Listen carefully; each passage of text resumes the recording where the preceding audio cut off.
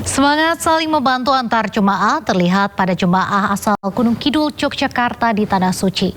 Melalui program Paskuda atau pasukan kursi roda, jemaah lansia dan resiko tinggi dibantu agar tetap nyaman menjalankan ibadah.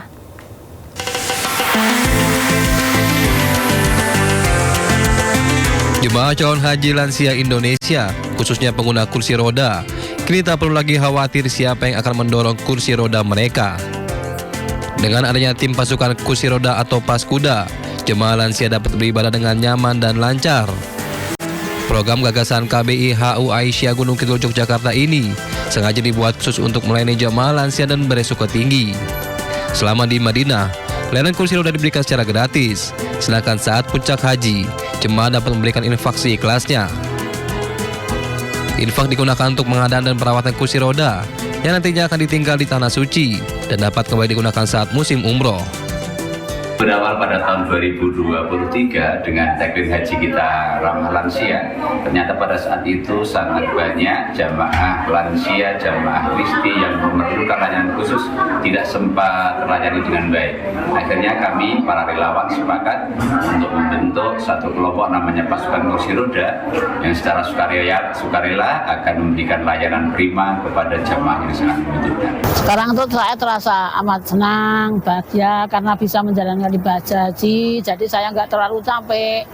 Kemarin kan saya kesini cuma jalan kaki, itu akhirnya sakit, sampai di rumah itu terasa kayak sakit gitu loh Mbak. Tapi sekarang sudah alhamdulillah, sudah nyaman. Saat ini, Paskuda sudah memiliki puluhan relawan dari sesama jamaah yang siap membantu.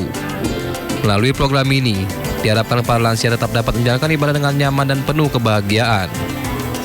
Dari Madinah, Arab Saudi, Eti Juwitasari, iNews melaporkan. Mendekati fase puncak ibadah haji, petugas penyelenggara ibadah haji terus mengejarkan kunjungan dan edukasi di pemondokan jemaah Indonesia di kota Mekah, Arab Saudi. Jemaah diimbau tidak memaksakan diri melakukan ibadah sunnah agar kondisi fisik tetap prima saat wukuf di Padang Arafah.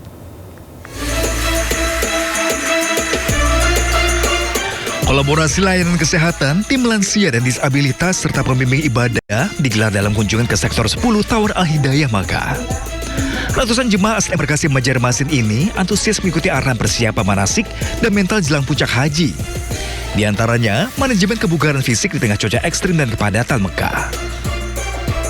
Ya, kami menghimbau bahwa tujuan Bapak dan Ibu jamaah haji yaitu untuk melaksanakan wukuf di Padang Arafah. Itu tujuan utama Bapak dan Ibu hadir di sini ya untuk menyelenggarakan ibadah haji. Oleh karena itu silahkan melaksanakan ibadah-ibadah sunnah, namun jangan sampai memforsir diri ya, sehingga nanti di waktu pelaksanaan wajibnya yaitu wukuf di Padang Arafah, fisik Bapak dan Ibu tetap terjaga dengan. Petugas menyoroti euforia jemaah yang baru tiba dari tanah air yang kerap memaksakan diri melakukan umroh berkali-kali hingga menguras energi. Guna menghindari kepadatan Masjidil Haram di jam-jam sibuk, jemaah dianjurkan memanfaatkan fasilitas musala hotel atau masjid terdekat. Dari Mekah, Arab Saudi, Ika Kesuma, iNews melaporkan. Dan untuk informasi selengkapnya terkait pelaksanaan ibadah haji di Mekah, Arab Saudi, kami sudah terhubung dengan jurnalis Indonews yang juga tim media center haji Ika Kesuma di Mekah, dan ada Eti Juwitasari di Jeddah. Selamat sore waktu Jakarta rekan-rekan, kita ke Mekah terlebih dahulu.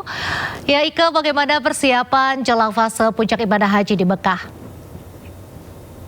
Ya baik, Raisa dan pemirsa, dapat dilaporkan bahwa persiapan jelang puncak haji pada tanggal 9 Zulhijjah nanti telah berjalan dengan maksimal.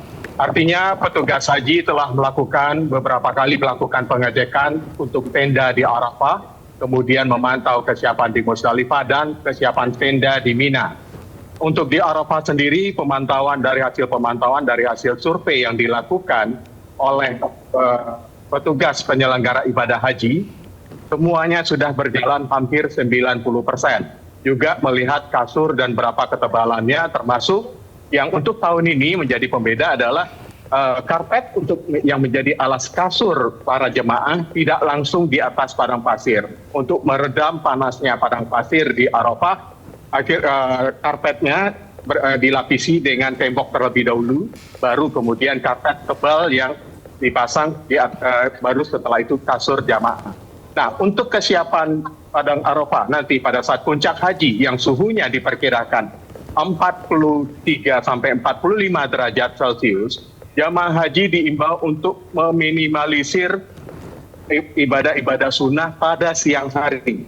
Jika ingin melakukan umroh sunnah maupun sholat di Masjidil Haram, jemaah haji dihimbau untuk melaksanakan ibadahnya pada pagi hari atau sore hari, supaya jamaah bisa terhindar dari heat stroke, dari panasnya kota Makkah. Ini untuk menjaga kesehatan. Selain itu, jamaah juga diimbau untuk selalu minum air sebanyak 5 teguk per 5 menit agar tubuh tetap terhidrasi dengan baik. Dan kalau perlu ditambahkan dengan oralit sehingga bisa menggantikan cairan tubuh yang keluar. Raisa.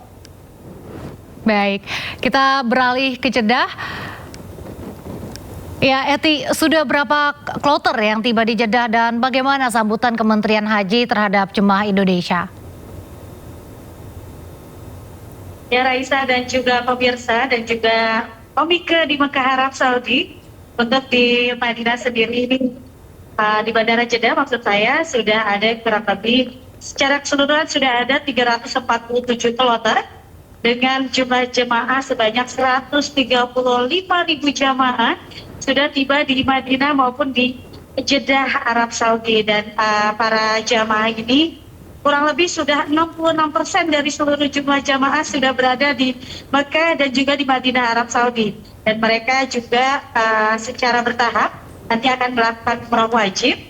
Seperti diketahui untuk gelombang kedua di sini ini sedikit berbeda. Untuk para jamaah haji yang tiba sudah harus menggunakan kain ihram secara lengkap dan juga mengucapkan niat ihram di atas pesawat maupun dapat dilakukan di Bandara Jeddah Arab Saudi.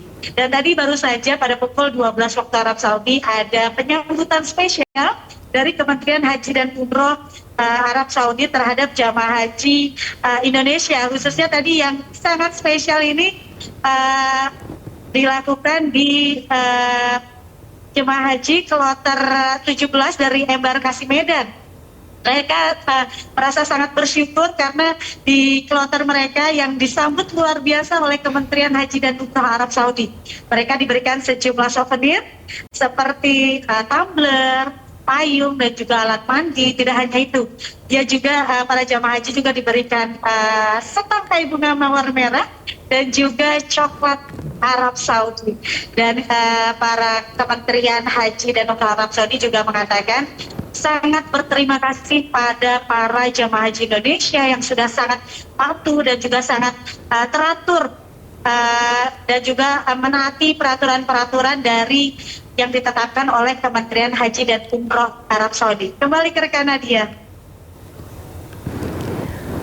Baik, terima kasih Eti melaporkan langsung dari Jeddah Arab Saudi, dan sebelumnya ada Ike Kesuma dari Mekah Arab Saudi. Selamat kembali bertugas, semoga ibadahnya lancar dan sehat selalu.